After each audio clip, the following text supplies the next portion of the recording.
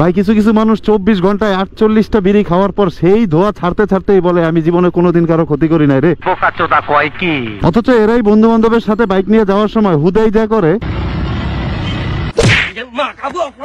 আর এরা ঘর থেকে বেরি হয়ে এই চিন্তা করে যে কখন কিভাবে কার আঙ্গুল দেওয়া যায়। আর এত কিছু করেও কখনোই তাদের কোনো গিল্টি ফিল হয় না, বরং তাদেরকে যদি কিছু জিজ্ঞেস করতে যান তারাই উল্টা বলে আর এরা না সব সময় জাউরামির মুডে থাকে। সারাটা এলাকা জাউরামি কইরা বাসায় আসার পরে যখন বাপে ওরে জিজ্ঞেস করে কি নবাব সাহেব বাসায় আসছেন, তখন ওটা বাপের সাথেই জাউরামি করে বলে হ্যাঁ সেনাপতি যাও এক কাপ চা নিয়ে এসো।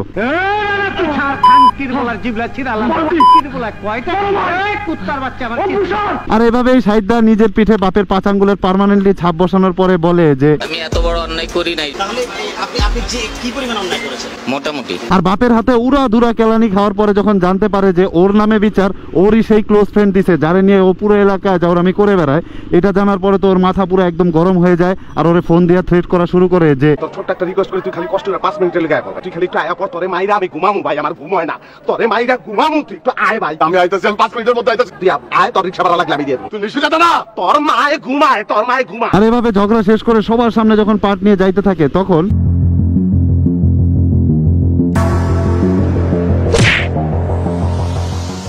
তো হঠাৎ করে মাথা এত জোরে বাড়ি খাওয়ার সাথে সাথে তো ওর মাথা কাজ করা শুরু করে। দেনও চিন্তা করে যে ওরে এভাবে হাতে নামাইরা ওরে ভাতে মারা দরকার, তাই ওর পুকুরে যায় ওর পুকুরে সব মাছ উঠায় নিতে। কিন্তু তো এই প্ল্যান ফ্লপ যাওয়ার পরে ও চিন্তা করে যে না ওরে এইভাবে না, ওরে এমন ভাবে মারবো যেন ওই সারা জীবন মনে রাখে। আর এই কথা চিন্তা করেই ওর ওই বন্ধুর গার্লফ্রেন্ডের বাসায় চলে যায় নিজের জন্য বিয়ের প্রপোজাল নিয়ে। বাট বন্ধুর গার্লফ্রেন্ডের বাপ তো ওরে দেখেই চিনে ফেলে আর বলে কিন্তু ওই মেয়ের বাপ তো আর জানে না যে তার মেয়ে ওর থেকেও বড় গাঞ্জুটি, কারণ বিয়ের জন্য যখন ওদেরকে আলাদাভাবে কথা বলতে পাঠাইছিল তখন ওই মেয়ে ওরে বলছিল যে আমি যদি একটু অনুরোধ করি রাখবে, বলো আমি যে গাঁজা খাই কাউকে বলবে না। তো এরপর এক সময় ওদের বিয়ে হয়ে যায় আর স্বাভাবিকভাবে বিয়েতে আত্মীয় স্বজন সব বন্ধু বান্ধবরা দাওয়াত দিচ্ছে। আর ওইখানে ওর ওই বন্ধুরেও দাওয়াত দেয় যার সাথে ওর গ্যাঞ্জাম হয়েছিল। আর ওই বন্ধু ছিল ক্রিস্টিয়ানো রোনালদোর কঠিন ফ্যান।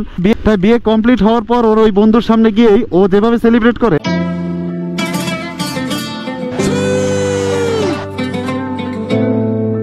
তো বেচারার সাথে এত বড় একটা পোল্টি হওয়ার পরে যখন ওর এক্স গার্লফ্রেন্ডের সাথে ওর অনেকদিন পরে দেখা হয় আর ওরে জিজ্ঞেস করে যে তোমার তো আমি বহুত ভালো ভাবছিলাম, তোমার সাথে আমার এত বছরের সম্পর্ক, তুমি এক নিমিষে এটা শেষ করে দিলা, আর তোমার ভিতরে তো অনেক অ্যাটিটিউড এসে পড়ছে। তখন ওর এক্স গার্লফ্রেন্ড ওরে বলে অ্যাটিটিউড তো একটু থাকবেই, শাশুড়ির ছোট ছেলের বউ আমি, আমার চ্যাটার বাল। তো বিয়ে করে ভাবছিল যে ওরা দুই গাঁজা করে একসাথে বিয়ে হয়েছে, সুখে দুঃখে ভাত আর গাঁজা খায় একসাথে জীবনটা পার করে দিব।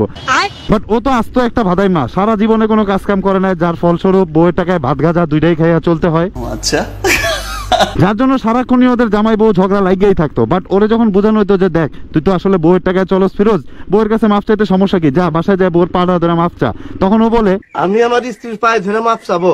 আমি যে কত বড় বংশের সন্তান আপনি তা জানেন? স্ত্রীর পায়ে ধরে মাপ চাওয়ানোর চাইতে বিষ খেয়ে মরণ ভালো। মানুষের সামনে তো উড়া ধুরা পাট নিতে পারে, বাট বাসায় যাওয়ার সময় যখন গাজার কঠিন নেশা ওঠে তখন তুমি মাপ না দেওয়া পর্যন্ত আমি পাও ছাড়বো না। রুকো যারা, সবার করো। দাঁড়ান দাঁড়ান দাঁড়ান, কই যান? আপনাদের জন্য এই বৃষ্টিতে ভিজা রোদে পুরা কুত্তার মতো ভিডিও বানাইতে থাকি আর আপনারা সাবস্ক্রাইব কিছুই করেন না। মিয়া ফাইজলামি পেয়েছেন, দূর বালার ভিডিও বানাবো না।